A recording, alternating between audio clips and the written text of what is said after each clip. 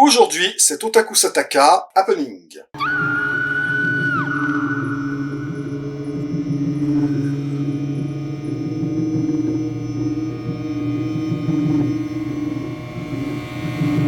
Minasan konnichiwa, perfectium des. Et étant donné que ma dernière vidéo avait un thème estival alors qu'elle est sortie juste après l'été, eh bien cette vidéo aura un thème d'Halloween alors qu'elle va sortir après Halloween. Et on va donc parler du Grand Guignol. Le théâtre du Grand Guignol, ou simplement Grand Guignol, est une ancienne salle de spectacle du 9e arrondissement de Paris, active de 1896 à 1963 et spécialisée dans les pièces horrifiques usant de maquillage et d'effets spéciaux assez impressionnants pour l'époque, il faut le dire. Il n'est certes pas l'inventeur des pièces horrifiques, par exemple, je ne sais pas si vous connaissez Titus Andronicus de Shakespeare, mais c'est un épisode des Contes de la Crypte avant l'heure, voire même de South Park. I will grind your bones to dust, and with your blood and it I'll make a paste, and of that paste a coffin I will rear, and make 2 pasties of your shameful heads, and bid that strumpet, your unhallowed dam, like to the earth, swallow her own increase. Je t'ai fait manger tes enfants! Même s'il n'est pas l'inventeur du genre, donc, le terme grand guignol a quand même fini par désigner et par extension les pièces horrifiques en général, avant d'acquérir un sens plus péjoratif en étant utilisé pour décrire des œuvres abusant du gore et de la violence à un point nanardesque. Et Happening, le film que nous allons étudier aujourd'hui, repose justement sur ce genre théâtral. Ikuzo! Et donc, après un texte nous expliquant qu'un célèbre auteur et metteur en scène de théâtre spécialisé dans les pièces horrifiques, et auquel je trouve quelques faux airs avec Stanley Kubrick, on va donc l'appeler Sutanri Chubiriku, a mystérieusement disparu en laissant derrière lui 6 pièces qu'une troupe de théâtre projette d'adapter en se divisant en 6 groupes de 3 s'occupant chacune de l'une d'entre elles. Et donc, après ce texte introductif, le film débute par...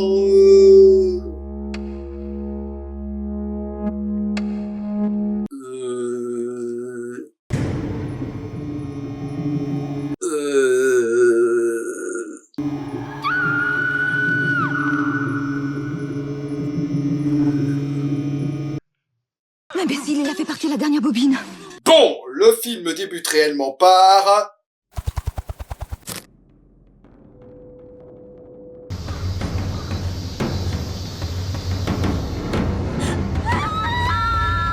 Allons, bon, voilà que ça recommence. Car nous avons affaire à un film à sketch dont chacun est consacré à la répétition d'une des pièces et aux acteurs qui l'interprètent. Nous voyons donc un trio répétant la pièce, et plus particulièrement une scène de dispute, se terminant par un meurtre au couteau. Sauf que l'acteur a poussé le réalisme un peu trop loin. Et pendant que son partenaire nettoie le sang, il entend un son de métronome. Les deux autres discutent et évoquent une rivalité entre l'actrice Mayumi et sa consoeur Ai. C'est alors que le copain revient et tue son partenaire avant de blesser l'actrice, puis se trancher la gorge en souriant. Je crois que t'as pas bien compris l'expression, mec. On dit rire à gorge déployée, pas égorge déployée. On en arrive donc à la scène du début du sketch, où elle entend un bruit qui attire son attention, voit quelque chose qui la terrifie. Ah, on va enfin savoir ce qu'elle a vu.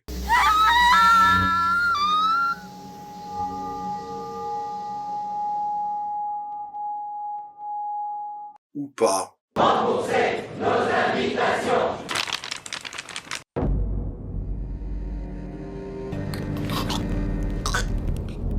D'accord, donc chaque sketch va débuter par un flash forward, ok. Cette fois, on suit 2 actrices fêtant l'anniversaire de l'une d'elles, il y a un copain qui sonne, mais elle lui referme la porte au nez parce qu'elle le trouve flippant, on ressonne, mais cette fois, il n'y a personne. Ou plutôt si, c'est alors que sa copine entend à son tour un métronome. Puis le type de tout à l'heure décide de revenir offrir un cadeau, et une fois sur place, il décide de pulvériser le record de temps de réaction le plus long du monde.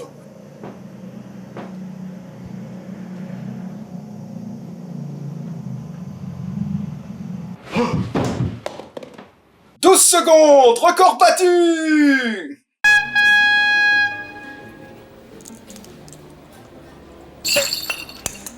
Omedetou gozaimasu! Et c'est là que l'autre lui passe autour du cou une corde dont l'autre extrémité est nouée au sien. Et comme le mec est trop con pour simplement retirer le truc, elle n'a plus qu'à sauter dans le vide pour qu'ils meurent tous les deux étranglés. Troisième sketch et quatrième flash-forward. Et on retourne à la formule du début avec 3 acteurs qui répètent une scène, sauf que la victime ne se relève pas. Fallait pas pousser. Je l'ai fait exprès de dire que j'étais mort. La fille sort passer un coup de fil quand elle entend... Le métronome de la mort! S'inquiétant de ne pas la voir revenir, son ami part à sa recherche et... Ah là, à mon avis, il fait pas semblant, là. Mais fous pas tes baguettes dans la bouche, abruti! T'as pas vu le flash-forward ou quoi? Faut toujours pas pousser. Mais poussera bien qui poussera le dernier. N'empêche, quand on lui a dit qu'elle était faite pour les planches, elle s'imaginait certainement pas que c'était les planches à clous. D'ailleurs, qu'est-ce qu'elle faisait là, cette planche? Ok, j'en suis convaincu maintenant. Il y a un type, je sais pas qui ni pourquoi, qui s'amuse à planquer des accessoires dans les films. Ça peut être n'importe quoi, hein. Une planche à clous, une batte de baseball, ou un tuyau de plomb, peu importe. Il y a un type qui fait ça. Je vois pas d'autre explication. Il tente alors d'utiliser le téléphone de son agresseuse pour appeler sa copine Ai, la rivale de Mayumi mentionnée au début du film, et avec qui on l'avait vu discuter au tout début du sketch, mais dans son état, forcément, il est guère intelligible. Faute! Il l'a tiré au lieu de le pousser! Un flash forward plus tard, on voit le trio suivant qui commence à s'interroger sur les disparitions des autres acteurs. Même si bizarrement, il ne cite que ceux dont le sort reste incertain. Mayumi-chan とか、Akira-san とか、あと杉山さんとか。 Ah oui, il y en a 2 dont on n'a pas vu le sort final, et un qui certes était en train de mourir asphyxié, mais il aurait suffi que quelqu'un intervienne et coupe la corde pour lui sauver la vie. Mais du coup, on se demande pourquoi il mentionne pas les autres victimes. Hein. Est-ce que ça veut dire qu'elles ont pas disparu et qu'on a retrouvé leurs cadavres? Auquel cas, c'est plutôt de ça que vous devriez vous inquiéter. Oh, attention chérie, ça va couper. Bon, par contre, là, je vois pas trop le rapport avec le titre. Hein. La fille du groupe est appelée par un muet, puis se fait suivre par une ombre de perche.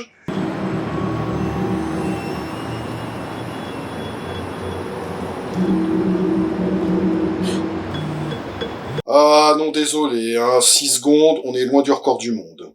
Pom, pom, pom, pom, pom, pom, pom, pom, pom, pom. Bon, écoute, meuf, en pareille circonstance, tu retournes beaucoup plus vite chez toi. Et où tu utilises ton téléphone, parce que t'as un téléphone, je te rappelle, pour appeler les flics et leur expliquer la situation. Notez, son camarade était encore moins véloce. Pourtant, le tueur avait pas l'air pressé, hein, il n'y avait pas besoin de s'appeler Carl Lewis pour le semer. Encore un exemple de sélection naturelle. Et donc, elle trébuche sur le cadavre de son copain et... Et ben voilà, là, je vois le rapport avec le titre. Avant-dernier sketch, avec un trio qui se promène dans les bois pendant que le loup n'y est pas, tandis que la fille s'inquiète car elle trouve le meneur du groupe plus bizarre que d'habitude. Ajoutez à ça qu'elle a tiré les cartes avant de venir, et qu'en plus, il y a un type bizarre qui les suit. On pourrait croire qu'elle va être la prochaine victime, jusqu'à ce qu'elle entende le fameux métronome, et comprenne que c'est donc elle qui va tuer tout le monde. Et c'est là que les persos se mettent à parler comme dans une BD de Frank Miller.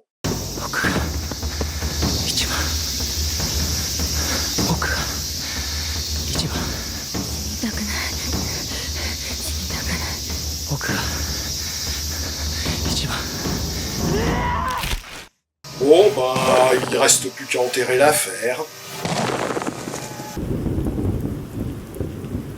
Ok, qu'est-ce qui se passe là? C'est comme la fin du lauréat, le réalisateur a oublié de dire couper et l'actrice attend sans savoir quoi faire. Bon, c'est moi qui m'y colle alors. Coupez! Mais non, pas comme ça! Ouais, le titre de ce sketch pourrait s'appliquer à tous les autres, hein. Ah, cette fois pas de flash forward, sans doute parce que la fin était déjà au début du film. Alors qu'on est la veille de la représentation, le trio restant s'inquiète de la disparition des 5 autres, et en entrant dans la salle de spectacle, il les retrouve. That's good. Sous forme de cadavres. That's bad. Ai est tétanisé de peur, mais les deux autres s'enfuient, ce qui ne leur sert pas à grand chose, étant donné que l'un se retrouve face à un tueur de slasher, tandis que l'autre... Ai se retrouve donc seul face au tueur, qui n'est autre que... Mayumi? Et c'est là que le réel disparu réapparaît.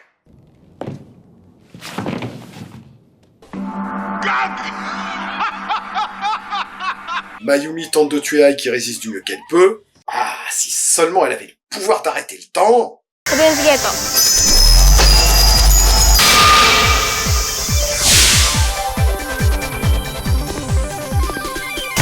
Ou alors un pinceau. C'est une arme redoutable, un pinceau, quand on sait s'en servir.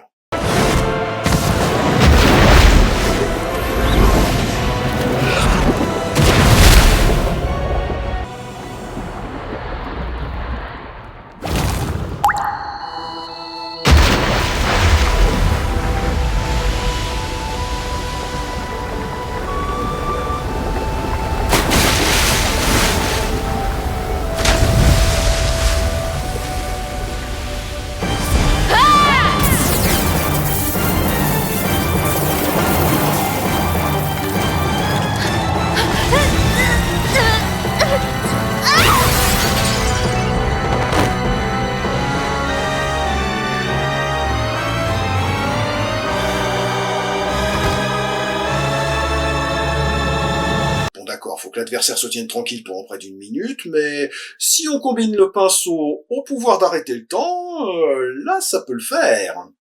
Ceci dit, leur affrontement n'est pas très convaincant, hein. À Kong, quand on sait que les deux actrices nous ont prouvé avant et après qu'elles avaient de réels talents de combattantes. Ayame Misaki dans Cutie Oni avec Punch et AKX Pink, et Mari Matsuyama dans Big Bullet, et dans Garou.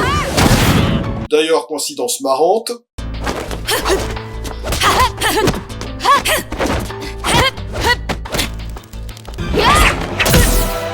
les deux se sont battus contre Hiromi Eguchi. Ah bon, et c'était deux? Non, Eguchi c'est son nom de famille. Ah! Et le film se termine comme il a commencé, avec une scène de théâtre où sont exposés les corps pendus des protagonistes à deux exceptions, Mayumi à qui son adversaire a crevé les yeux, et Ai, heureuse d'avoir réussi son audition de Final Girl. D'ailleurs bon, je suis obligé de censurer un peu les images pour épargner les plus sensibles d'entre vous, mais même si on ne voit pas beaucoup dans le film, le maquillage d'Ayame Misaki est vraiment bluffant, hein. C'est même probablement là-dedans qu'est parti l'essentiel du budget du film. Ah ça leur a vraiment coûté les yeux de la tête. C'était pas un rôle de composition d'ailleurs, car l'actrice ne voyait vraiment rien avec ça. 私が一番。 Korede Owarida, et malheureusement, ce film sketch ne tient pas ses promesses. Pourtant, le point de départ était intéressant. Une sorte de mise en abîme où les personnages répétant des pièces de théâtre meurent de la même manière que leurs personnages, tout comme l'idée qu'ils perdent leur libre arbitre en étant littéralement manipulés par le type qui écrit leur histoire, idée renforcée par le plan final qui les représente suspendus comme des marionnettes dans un spectacle macabre, tandis que l'aspect inéluctable de leur destin est souligné en faisant débuter chaque sketch par un flash-forward de sa conclusion. Instaurant ainsi un double suspense, puisqu'on se demande comment les personnages vont en arriver là, mais aussi ce qui va leur arriver ensuite. Les auteurs poussent même la logique jusqu'au bout en faisant débuter le film par sa scène finale, ce qui implique d'ailleurs une incohérence, puisque dans ce flash-forward, on voit l'héroïne hurler, ce qui n'est pas le cas dans la scène finale. Malheureusement, il en résulte des sketchs beaucoup trop répétitifs. La quasi-totalité, c'est un trio dont un membre devient incontrôlable après avoir entendu un métronome, et tue les autres en accord avec le titre de la pièce qu'ils doivent jouer, avant de se suicider ou d'être lui-même tué. Avec en général un personnage dont le sort reste incertain, histoire d'avoir un minimum de suspense sur qui joue le rôle du tueur de slasher. Le seul problème, c'est qu'on s'en fout de qui c'est. Le troisième reste quand même le meilleur, car même si chaque meurtre ou tentative de meurtre repose sur une poussée, la façon dont chaque poussée tue ou manque de tuer un personnage est différente à chaque fois. L'autre gros défaut du film est qu'il est très bavard, avec de longues scènes de dialogue servant à faire de l'exposition. Ce film est donc une déception, et dans un registre similaire, je vous recommanderais plutôt la lecture du Rendez-vous de Seven Hawks. Une bande dessinée où un écrivain spécialisé dans les nouvelles horrifiques découvre un ancien recueil de nouvelles identiques aux siennes, et écrites par un dramaturge décédé qui était spécialisé dans les pièces horrifiques. Il tente donc d'en savoir plus sur l'auteur, mais toutes les personnes qui l'interrogent finissent par mourir comme les personnages de ces nouvelles. Ça implique d'ailleurs une incohérence, puisque si ces personnes meurent exactement comme dans ces nouvelles, comment ça se fait qu'ils devinent pas comment elles vont mourir, et qu'ils ne se doutent pas du sort funeste qui l'attend à la fin? Mais je chipote, ça reste quand même une excellente bande dessinée, qui, comme le film pas terrible que nous avons vu, repose sur le grand guignol et l'idée de personnages réels mourant comme leurs homologues fictifs, et elle a eu assez de succès pour que les auteurs fassent des suites mettant en scène Francis Albani et Olivia Sturgess, deux personnages secondaires du Rendez-vous de Sevenoaks, et qui reposaient aussi sur la déconstruction de genre littéraire. Et donc, après les récits horrifiques, on a eu un deuxième tome consacré au Whodunit à la Agatha Christie, et un troisième consacré à la fois aux récits d'espionnage et aux histoires de jeunes détectives façon Club des 5. Merci d'avoir regardé cette vidéo. Si elle vous a plu, n'hésitez pas à la partager, la pouce vérisée, vous abonner à la chaîne, laisser un commentaire et éventuellement la soutenir en faisant un don sur mon compte Tipeee. Et je vous rappelle que vous pouvez retrouver les critiques de séries sur Tokuona. Jane!